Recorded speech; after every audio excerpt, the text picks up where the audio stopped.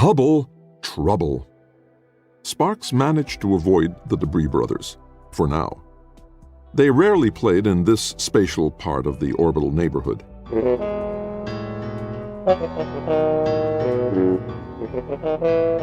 "Hello, Professor!" shouted Sparks as he came up from behind him.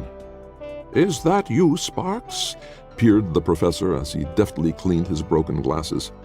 "Yes, sir," replied Sparks. "How are you today, Professor Hubble?" Sparks was very respectful, and all the spacers had always referred to the professor as Sir or Professor Hubble. "I'm very well, thank you, young Sparks," replied Professor Hubble. "But at the moment I cannot tell the difference between stars and Mars," he chuckled. "And how are you, Sparks?" asked Professor Hubble. "Guzzler and the boosters bring you?" "Glad to be up here," replied Sparks, "as the rainy weather was getting me down a bit, what with delaying the launch.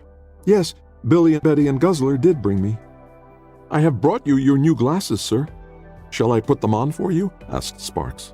"Why, that would be very good of you, Sparks," grinned the professor. He knew what Sparks was up to. Sparks wanted to look through his telescope.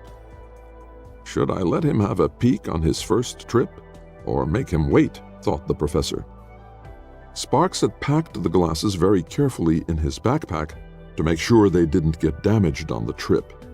Now he had to be very careful when unpacking them. One small slip, one minor mistake, one momentary lack of concentration. Sparks thought of all the ifs, then of all the maybes. Then what about all the whats? Beads of sweat broke out on Sparks's frowned forehead. Sparks tried not to think about all the whats, ifs, and maybes. First of all, Sparks had to get in the right position, which was not as easy as it sounds. Sparks edged closer to the professor. "Carefully does it, Spacer Sparks." The professor knew when things were getting dangerous.